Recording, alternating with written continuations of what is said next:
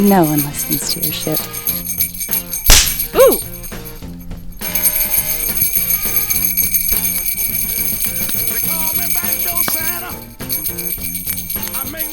Merry Christmas! Ho, ho, ho, ho, ho, ho.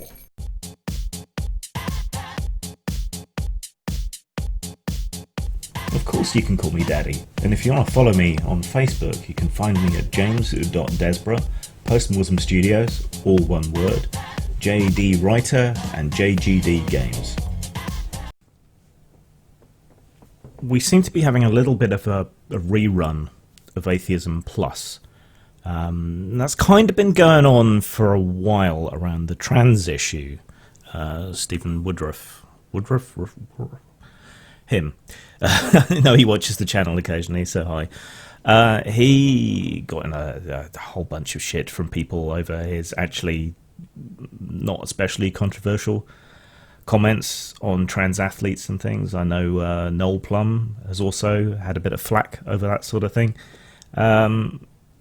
But these are people trying to navigate the science and come to a rational and evidenced point of view on it, which should be applauded and encouraged, I think. But no, you can't speak against the gospel, albeit a different gospel than the usual one, without being attacked, even if you're working on an evidential basis. And Stephen, to his credit, and Noel, to his credit, they've gone pretty deep into this and adjusted their views this way and that according to where the evidence has led, which is how it should be, right? Now, I think it's Atheist Alliance International are hosting a conference, and amongst the speakers that they've booked to appear is Lawrence Krauss. Now, this is a little bit controversial because Krauss has allegations of sexual misconduct against him, well, one at least, and one that's been investigated, albeit not by the law but by the university. Yeah, they seem to think that was enough to basically terminate him. That's probably as close as we're going to get to any actual kind of finding out of what really went on. I don't particularly want to get into the specifics. I'm not particularly on anybody's side here. But so I'm going to try and take it back to base principles. But before I do that, we're in this weird position where you've got Dave Silverman, who's involved with Atheist Alliance International, and who's also been accused of sexual misconduct in the past, but was fired from his previous job in activism because of some potentially dodgy financial issues and a loss of confidence in him. So it wasn't actually the sexual stuff, and that's never, to the best of my knowledge, been investigated, or the truth hasn't been got to. Krauss denies the claims made against him in quite expansive fashion, but the university found against him. But their standard of evidence and so on is not the same. You know, they have to particularly err on the side of caution anyway, being an educational establishment, and then there's certain biases, which I think we're all aware of as well there. So we're in this weird position that... Sorry, it's Anti-Theism International. But we're in this weird position where one of the guys organising that did do something terrible and has been cast aside, but he was doing it attempting to defend people against whom we don't really have any convictions or any real evidence that they actually did anything. So he's on camera and on record doing something terrible in trying to excuse sexual assault, sexual misconduct, and so on, but defending cases of sexual misconduct which we don't know whether they actually happened or not. But his actions did happen, and I think it was right that he was pushed aside. Okay. Let's go back to base principles. What is the real core basis of all skepticism and all, at least, rational atheism?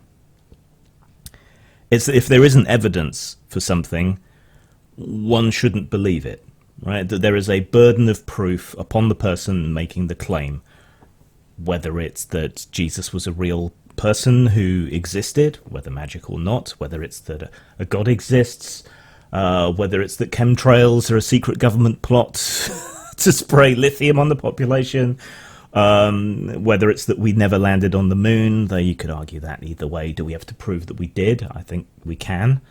It's all about evidence. It's all about justified belief, right? And this is the core of science.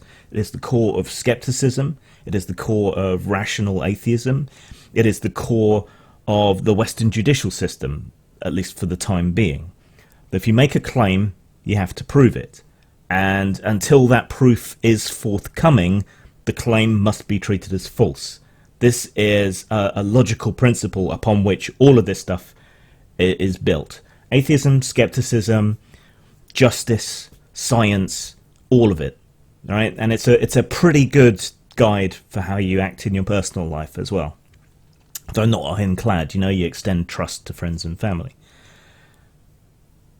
So to be skeptics, you have to follow this principle that in order to believe something, there has to be evidence. Not hearsay, not rumour, not anecdote, and the plural of anecdote is not data. You need proof. And this is particularly important when it comes to crimes and science, and of course our field of skepticism. And we don't get to abdicate that position, that demand for evidence, just because it's convenient. The idea of listen and believe should be toxic to any rational atheist, to any skeptic, to anyone with any understanding of justice. Blackstone's formulation is the way that it is for a reason. People do get wrongfully convicted of things. People do lie. To what extent depends. Right? And I'm not accusing anyone here. I'm just trying to get back to the base principle. So if someone has been accused of something, we should require evidence before we punish them, before we condemn them, before we exclude them, before we shun them. We need evidence. The claim against them needs to be proven. And if we're not doing that, then we have no right to call ourselves skeptics. This is particularly worrying when it comes to the judicial system, bringing it back to topic from those base principles.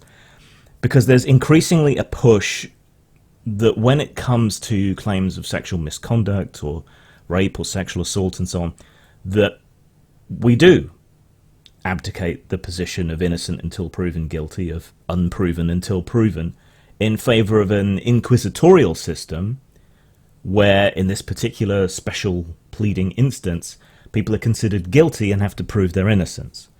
This even got as far as being proposed but voted down in New Zealand, and it's in various recommendations from various pressure groups and activist groups. That's not just.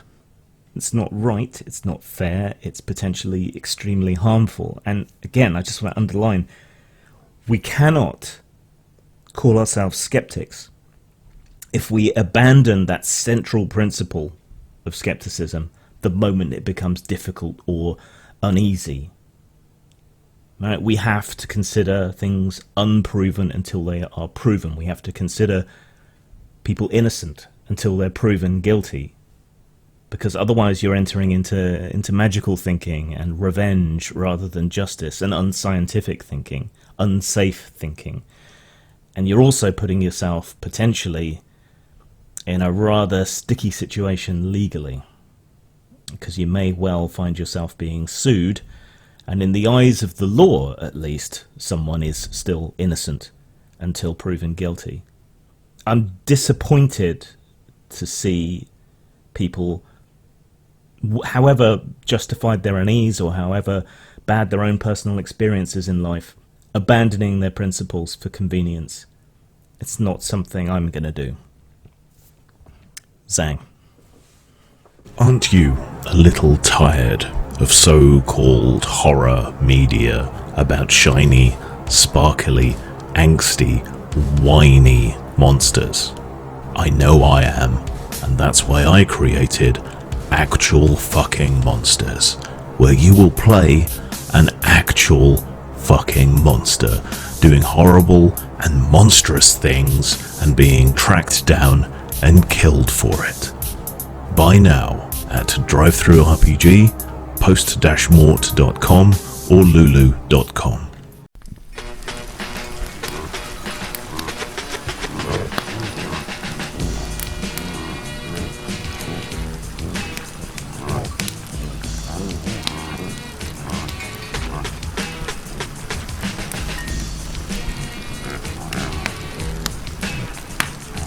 Merry Christmas!